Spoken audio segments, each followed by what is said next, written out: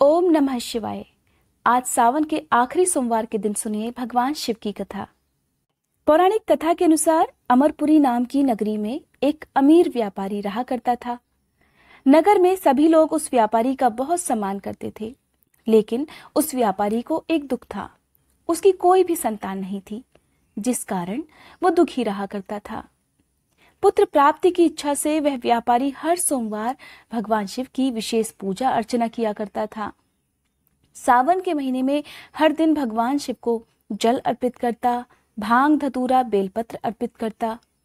इस प्रकार एक दिन उस व्यापारी की भक्ति से प्रसन्न होकर मां पार्वती भगवान शिव से कहने लगी, हे प्रभु, ये व्यापारी आपका सच्चा भक्त है। हर सोमवार को आपका व्रत भी रखता है, पूजा भी रोज करता है और बिना आपको भोग लगाए खुद कभी भोजन भी ग्रहण नहीं करता। ये तो आपका सच्चा भक्त है, लेकिन इसके जीवन में जो बहुत बड़ा दुख है, आप कृपा करके इसके इस दुख को दूर करिए। देवी पार्वती के बार बार आग्रह करने पर आखिरकार भगवान शिव ने देवी पार्वती से कहा, हे देवी, तुम्हारे आग्रह पर मैं इस व्यापारी को पुत्र प्राप्ति का वरदान तो देता हूँ, लेकिन इसके पुत्र की आयु केवल 16 वर्ष की ही होगी। और उसी रात को भगवान शिव ने व्यापारी को सपने में दर्शन देकर उसे कहा कि तुम्हें एक पुत्र की प्राप्ति होने वाली है, लेकिन उसकी आयु केवल 16 वर्ष तक ही रहेगी। सपने में भगवान शिव के इस वरदान से व्यापारी को खुशी तो हुई, लेकिन अपने पुत्र की कम आयु की चिंता उसे अब सताने लगी थी। लेकिन वह व्यापारी पहले की तरह सोमवार का विधिवत व्रत करता रहा और इस प्रकार भगवान शिव की कृपा से कुछ ही समय बाद उसके घर एक सुंदर पुत्र का जन्म हुआ। पुत्र का नामकरण भी किया गया और उसके साथ ही वह पुत्र धीरे धीरे बड़ा होने लगा। अपने पुत्र की कम आयु की बात व्यापारी ने अपने घर में किसी को भी नहीं बताई थी, और जब एक दिन उसका पुत्र 12 वर्ष की आयु का हुआ तो उसने अपने पुत्र को शिक्षा प्राप्ति के लिए काशी भेजने का निश्चय किया। एक दिन व्यापारी ने पुत्र के मामा को बुलाकर कहा कि इसे काशी पढ़ाने के लिए लेकर जाओ और रास्ते में जहां जहां भी रुकना वहां यज्ञ का आयोजन कराना और ब्राह्मणों को दान दक्षिणा देकर ही आगे बढ़ना। इस प्रकार पुत्र के मामा को ढेर सारा धन देकर व्यापारी ने उन्हें काशी के लिए प्रस्थान करवा दिया। इस तरह मामा भांजे रास्ते में जहां जहां रुकते वहां यज्ञ का आयोजन करवाते और ब्राह्मणों को दान दक्षिणा देकर ही आगे बढ़ते।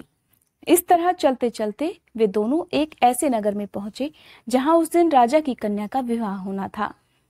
राजा की कन्या का विवाह एक ऐसे राजकुमार से होने जा रहा था जो कि एक आंख से काना था, और ये बात राजा या उनकी कन्या को नहीं पता थी।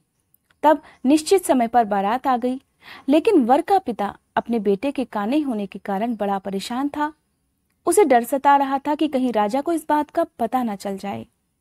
और जब राजकुमार के पिता ने व्यापारी के पुत्र को देखा तो उसके दिमाग में एक विचार आया, क्यों ना इस लड़के को अपने पुत्र की जगह दूल्हा बनाकर राजकुमारी से इसका विवाह करा दूं, और विवाह के बाद इसको ढेर सारा धन देकर विदा कर दूंगा और राजकुमारी को अपने नगर में ले जाऊंगा।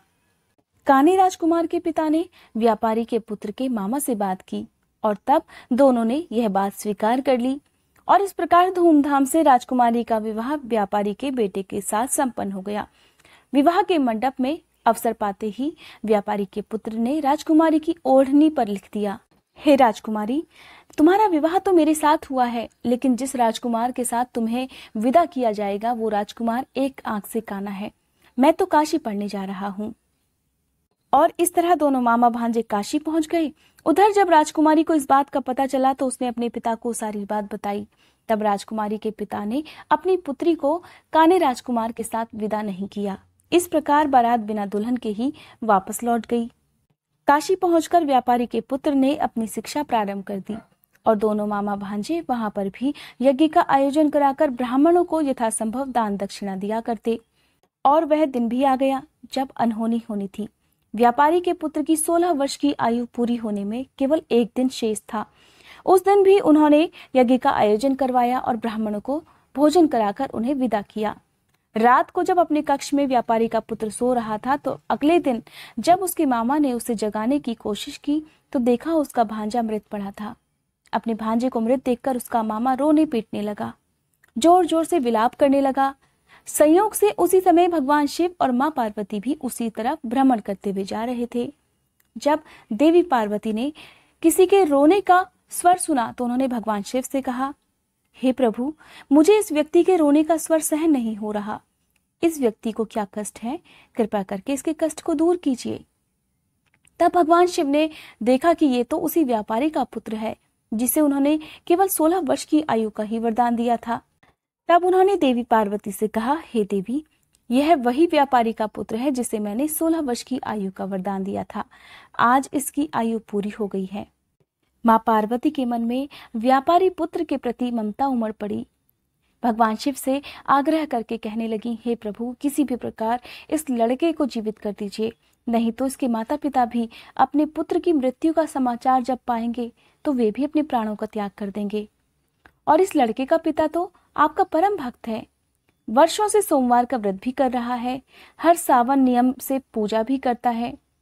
इस प्रकार देवी पार्वती के बार बार आग्रह करने पर भगवान शिव ने उस लड़के को पुनर्जीवन दे दिया और वह लड़का राम राम कहकर उठ बैठा। इस चमत्कार को देखकर मामा बड़ा प्रसन्न हुआ। तब तक लड़के की शिक्षा भी समाप्त हो चुकी थी और इस प्रकार दोनों मामा भांजे वापस अपने नगर को लौटने लगे। चलते चलते वे दोनों उसी नगर में जा पहुंचे जहां उसका विवाह राजकुमारी के साथ हुआ था। उस नगर में जाकर उन्होंने यज्ञ का आयोजन करवाया और राजा को भी आमंत्रित किया। नगर के राजा ने व्यापारी पुत्र और उसके मामा को तुरंत पहचान लिया और इस प्रकार यज्ञ समाप्त होने पर राजा व्यापारी के बेटे को और उसके मामा को अपने महल में लेकर आए। उन्हें बहुत सा धन, वस्त्र, आभूषण देकर अपनी पुत्री को व्यापारी पुत्र के साथ विदा कर दिया। और फिर लड़का जब अपने नगर में पहुंचा तो नगर में पहुंचने से पहले ही एक दूत को घर भेजकर अपने आने की सूचना अपने माता पिता को भिजवाई। उधर बेटे के जीवित होने की सूचना से व्यापारी बहुत प्रसन्न हुआ। व्यापारी और उसकी पत्नी ने उस दिन अपने आप को एक कमरे में बंद कर रखा था। भूखे प्यासे रहकर वे दोनों अपने बेटे के आने की प्रतीक्षा कर रहे थे। उन्होंने प्रतिज्ञा कर रखी थी कि अगर आज उन्हें अपने बेटे की मृत्यु का समाचार मिला तो वे दोनों भी अपने प्राण त्याग देंगे। व्यापारी प्रसन्न होकर अपनी पत्नी के साथ नगर के द्वार पर जा पहुंचा। अपने बेटे के जीवित होने और उसके विवाह का समाचार सुनकर उन दोनों की खुशी का ठिकाना न रहा। ठीक उसी रात भगवान शिव ने व्यापारी के सपने में आकर उसे दर्शन देकर कहा, हे पुत्र, मैंने तेरे सोमवार के व्रत करने और व्रत कथा सुनने से प्रसन्न होकर तेरे पुत्र को लंबी आयु प्रदान की है। ऐसा सुनकर व्यापारी बहुत प्रसन्न हुआ और फिर सबने मिलकर भगवान शंकर और मां पार्वती की जय जयकार की।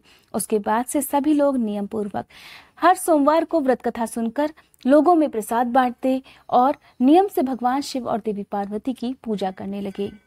ऐसी है भगवान शिव की महिमा। सोमवार के दिन जो भी भक्त इस कथा को सुनता है या दूसरों को सुनाता है, भगवान शिव और मां पार्वती उनके सभी दुख दूर करते हैं। अगर आज की ये वीडियो आपको पसंद आई हो तो वीडियो को लाइक करके कमेंट बॉक्स में जय भोलेनाथ लिखने के साथ साथ मेरे चैनल को जरूर सब्सक्राइब कीजिएगा।